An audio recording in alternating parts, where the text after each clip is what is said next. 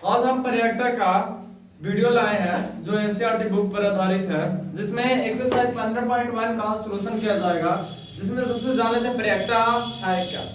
तो पर्यायता किसे कहते हैं, सबसे पहले जान लेते हैं। तो घटना ई की अनुकूल परिणामों की संख्या और प्रयोगों के सभी संभावित परिणामों की संख्या के अनुपात को पर्यायता कहा जाता है। इसे पी से सूचित किया जाता है। जो पर्यायता होता है उसे पी से सूचित किया जाता है। यानी पी पर्यायता बराबर फॉर्मूला होता, पर्यायता यानी पी से सूचित किया जाता, पर्यायता बराबर फॉर्मूला होता ई के अनुकूल परिणामों की संख्या बट्टा प्रयोग के सभी संभावित परिणामों की संख्या। ये पर्यायता बराबर फॉर्मूला होता है, जिसको ई के अनुकूल परिणामों की संख्या को एन से सूचित किया जाता और प्रयोग के सभी संभावित परिणामों की संख्या को एन से सूचित किया जाता।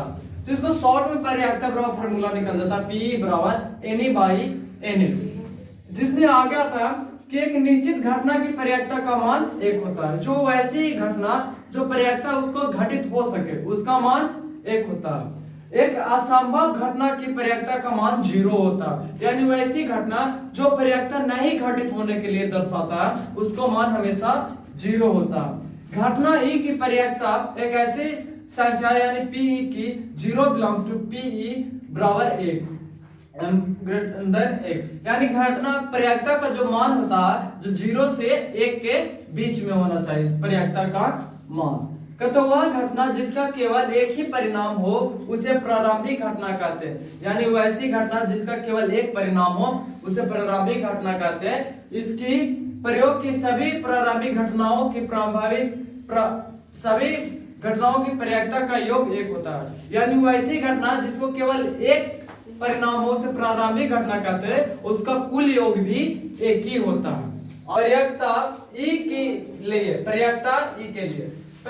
के लिए यानी पी प्लस पी बराबर पी का डैश बराबर 1 होता है। जहां पी बराबर निकालेंगे पी बराबर पी लिखेंगे 1 का 1, इसको उस तरफ भेजेंगे तो माइनस में हो जाएगा। और अभी पी के डैश के लिए निकालेंगे तो 1 का 1 और ये इस तरफ हो जाएगा। जब पी को बोला जाता है पर्यायता घटना घटित होने की घटना और पर्यायता ई डैश को बोला जाता है पर्यायता की अघटित घटना, यानी वैसी पर्यायता जो घटित नहीं होता। तो ये सारे थ्योरी था। अब इसका आगे इसे बहुत ज्यादा यूज होगा। क्वेश्चन नंबर 1 इसी पर बनेगा। जो क्वेश्चन नंबर 1 दिया हुआ है इस में एक में दिया हुआ जो पहला क्वेश्चन नंबर है 1 का देखते हैं। क्वेश्चन नंबर 15.1 एक्सरसाइज 1 कहता है घटना ई की पर्यायता प्लस घटना ई नहीं की पर्यायता बराबर क्या होता। जैसे कि हम बताए आप लोग का भी पर्यायता ई यानी घटित होने की और नहीं होने की, तो इसका कुल योग क्या हो जाएगा, आंसर में 1 हो जाएगा। तो क्वेश्चन नंबर 1 का यहां से सोल्व कर देते हैं 15.1।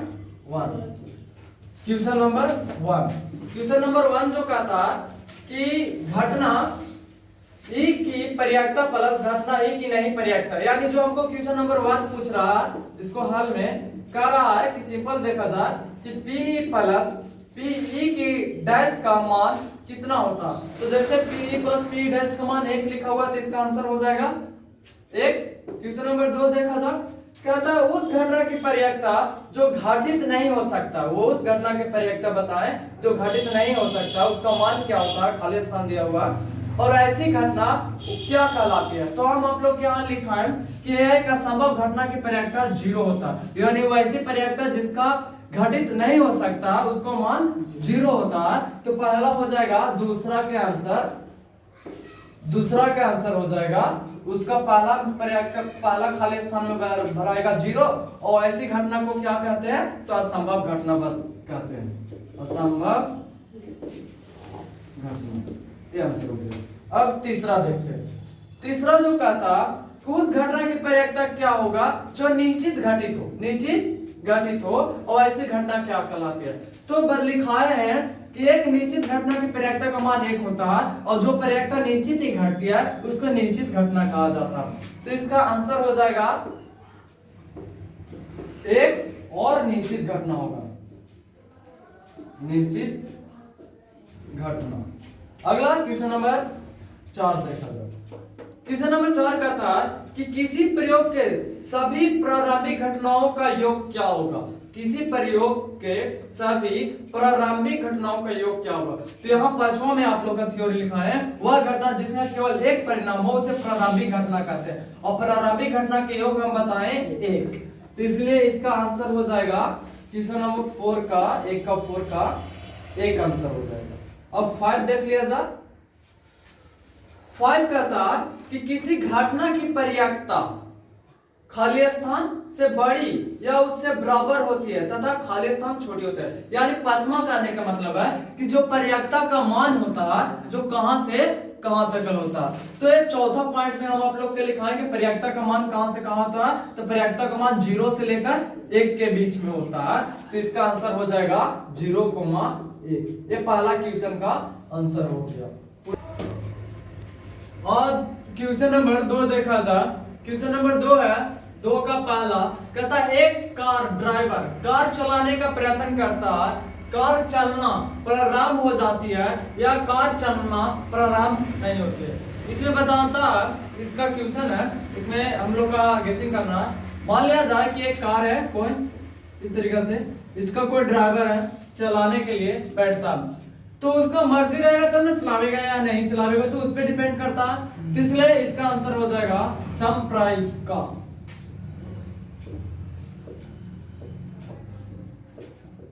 इसी तरीके से इसका हो जाएगा कि एक खिलाड़ी बास्केटबॉल को बास्केट में डालने का प्रयत्न करती है, वह बास्केट में बॉल डाल पाती है या नहीं डाल पाती है।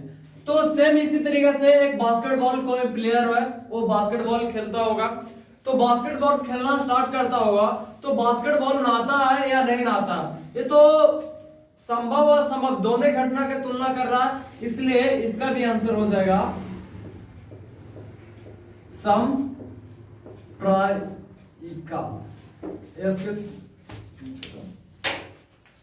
फिर कहता है एक सत्य और असत्य प्रश्न का अनुकूल लगाया जाता है, ठीक, उत्तर सही है या गलत होगा। कहता है एक प्रश्न है, प्रश्न दिया जाता है कोई, वो प्रश्न चाहे गलत है या सही है, तो उसका उत्तर सही होगा कि गलत होगा। और प्रश्न सही रहेगा या गलत रहेगा जब उसका हल करेगा तब ना, तो इसका भी आंसर हो जाएगा संप्रायिका।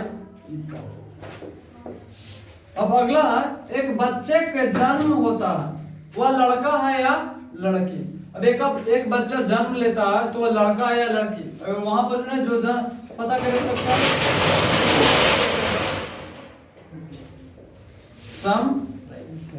संप्रायिका। अगला क्वेश्चन कहता फुटबॉल के खेलने को प्रारंभ करते समय यह निर्णय लेने के लिए कि कौन सी टीम पहले बॉल लेगी, इसके लिए सिक्का उछाला जाता है, न्याय संगत विधि का क्यों माना जाता है। कहता है अगर कोई भी मैच हो, क्रिकेट हो या फुटबॉल हो, कोई भी हो, तो सबसे पहले टॉस किया जाता है। टॉस करने के बाद में पता चलता है कि आने वाला जो टॉस का कौन जीतेगा, तो वो निर्णय होता है कि वो बैटिंग करेगा या बॉलिंग करेगा। तो इसमें तो सिर्फ कहा है कि पहले बॉल लेगी, इसके लिए उछाला गया न्याय संगत विधि क्या होगा। तो इसका लिए होगा क्योंकि आंसर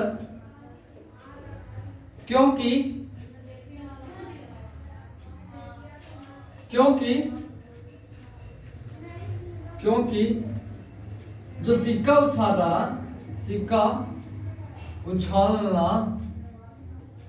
एक संप्रेरका घटना है।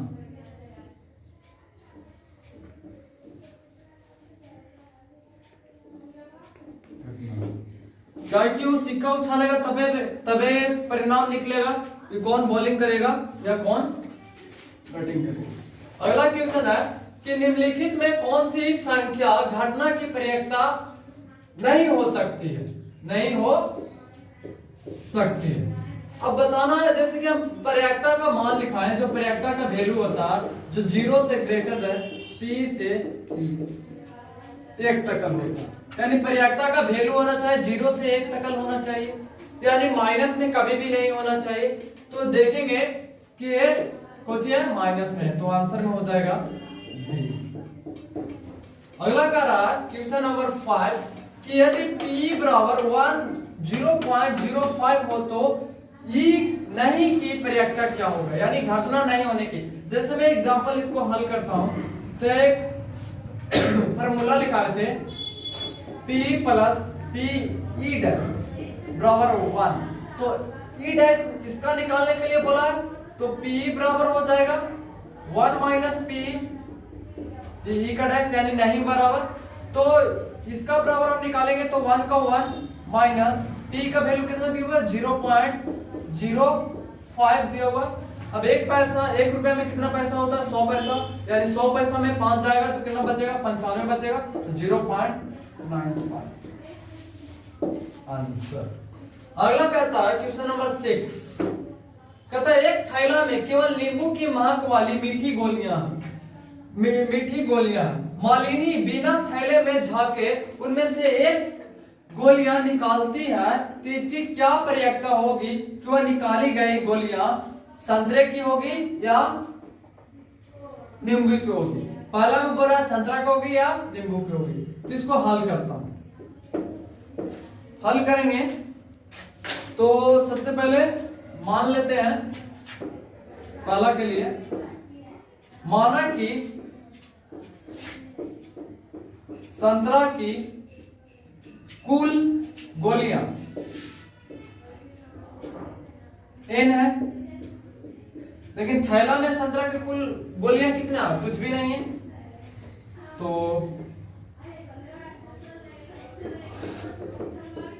संतरा की गोलियां की संख्या, संतरा की गोलियां की संख्या, इसमें संतरा की गोलियां की संख्या कुछ बताया नहीं क्या, तो संतरा की गोलियां की संख्या 0 हो जाएगा, इसलिए कुल गोलियां ये माने तो हमको निकल जाएगा ns बराबर कितना n निकलेगा, और कुल गोलियां नंबर काउंटिंग किए हैं तो 0 है, कोई नहीं है तो 0। तो हम p बराबर फार्मूला दिए Ne/ns प्रयक्ता बराबर लिखा है, तो Ne का वैल्यू कितना हो जाएगा 0 हो जाएगा, और ns कुल गोली n है, इसको काटेंगे तो 0 आंसर हो जाएगा, यानी टोटल इसका गोली की संख्या कितना हो जाएगा। क्वेश्चन नंबर 7 देखा जा, कहता है क्वेश्चन नंबर 7 कि यह दिया हुआ है कि 3 विद्यार्थियों का एक समूह है में से 2 विद्यार्थियों के जन्मदिन एक ही दिन न होने की प्रयक्ता 0.992 है, इसकी क्या प्रयक्ता है कि इन दोनों विद्यार्थियों का जन्मदिन एक ही दिन हो। कहता है कि 3 विद्यार्थी का एक समूह है, मान लिया जाए एक समूह है इस तरीका से, इसमें 3 विद्यार्थी, कितना विद्यार्थी 3 विद्यार्थी है, ये 3 विद्यार्थी में से मान लेते 2 विद्यार्थी है जिनका जन्म एक ही दिन का तो कहता है कि एक दिन का जन्म है, एक दिन का जन्म नहीं है, इसका जो प्रयक्ता दिया हुआ है 0.992 दिया हुआ है, नहीं है, तो निकालने का रहा है कि क्या हो सकता है कि इसका प्रयक्ता इन दोनों विद्यार्थियों का प्रयक्ता यानी दोनों विद्यार्थियों का जन्मदिन है जो एक ही दिन हो सकता। तो सबसे पहले होने के लिए बोल रहा, तो होने के लिए घटित होने के लिए तो p बराबर 1 माइनस p का डैश यानी घटना नहीं घटित होने का, तो नहीं घटित होने के लिए कितना दिया 0 पॉइंट कितना दिया हुआ, तो 1 माइनस 992 0.992, तो एक में से 0.992 जाएगा तो बच जाएगा 0.08, ये आंसर हो गया। दूसरा कहता है कि एक थैला में 3 लाल और 5 काली गेंद है, इस थैला में से एक गेंद यादृच्छिक निकाल लिया जाता है तो इसकी क्या प्रयक्ता होगा कि यह लाल हो या लाल नहीं हो। सबसे पहले एक थैला ले लेते हैं, ये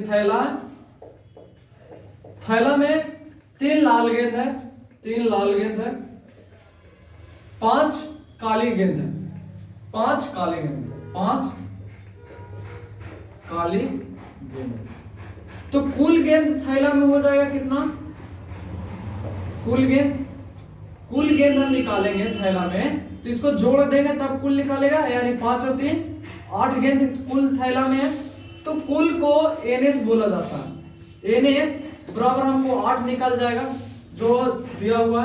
तो हल कर रहे हैं तो कहता है पहला जो निकालना है लाल के लिए, काची के लिए लाल हो, तो लाल हो तो देखेंगे कि थैला में लाल गेंदा कितना दिया हुआ, तो लाल गेंदा थैला में 3 है, यानी लाल गेंद की संख्या बराबर 3 है, यानी संख्या को एनी बोले थे, तो एनी बराबर हमको 3 निकल गया और एनएस हमको 8 निकल गया। तो पी बराबर फार्मूला होता है एनी बाई एनएस, यानी 3/8 आंसर हो गया। दूसरा निकालना है कि लाल नहीं हो, लाल नहीं हो।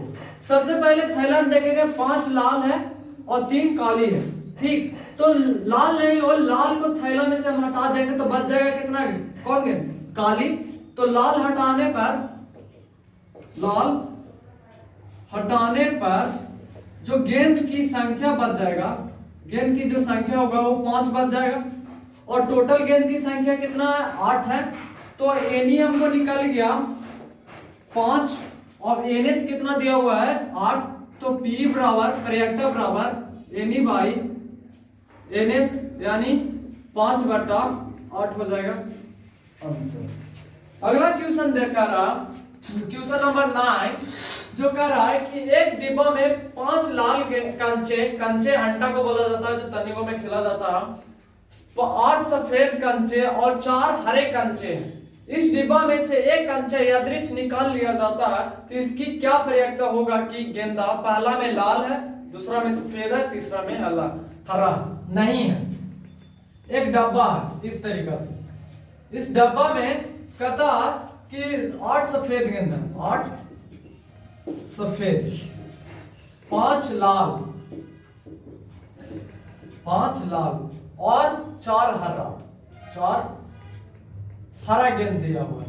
तो कुल डब्बा में गेंद की संख्या निकालेंगे, कुल कंचे यानी कुल कंचा निकालेंगे, तो इसको कुल कंचा के लिए जोड़ देंगे, तो 8 5 13 और 4 17, यानी कुल कंचे की संख्या डब्बा में कितनी है 17, जिसमें से पहला बोल रहा है कि लाल है, लाल के लिए निकालेंगे, लाल है।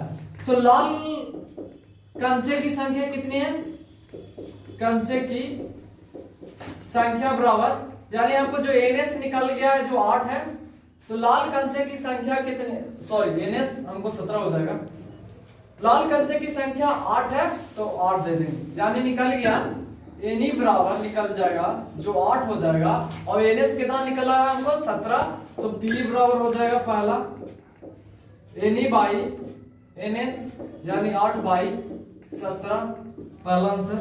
दूसरा नाव के कह रहा है कि सफेद हो, तो हम देखेंगे सफेद गेंद कितना दिया हुआ है, तो कंचा है, सफेद कंचे की संख्या यानी एनी कितना दिया है, सफेद 4 है, लाल 5 था, लाल 5 हो जाएगा, तो 5/17 हो जाएगा, लाल 5 है तो 5/17, सफेद 8 है तो 8, तो P बराबर निकल जाएगा एनी बाई एनएस, यानी एनी 8 हो जाएगा, एनएस कितना हो जाएगा 17। तीसरा करा कि हरा नहीं, सबसे पहले अब देखेंगे कि एनी निकालेंगे हरा नहीं के लिए, मान लिया जाए कि एक डब्बा है, उसमें से 8 सफेद है, 5 लाल है, 4 हरा, लेकिन कहता है कि अदृश्य जो निकाला गया उसमें से हरा, डब्बा में से हरा को हम निकाल लेंगे, जो कुल संख्या गेंद की जो बच जाएगा एनी बच जाएगा, नंबर ऑफ संख्या, तो 8 5 13 बच जाएगा 13, और टोटल गेंद की संख्या कितनी हो जाएगी 17, यानी P बराबर जो फॉर्मूला हो जाएगा एनी बाई एनएस, यानी 13/17 निकल जाएगा। ये आंसर हो गया क्वेश्चन नंबर 9 का।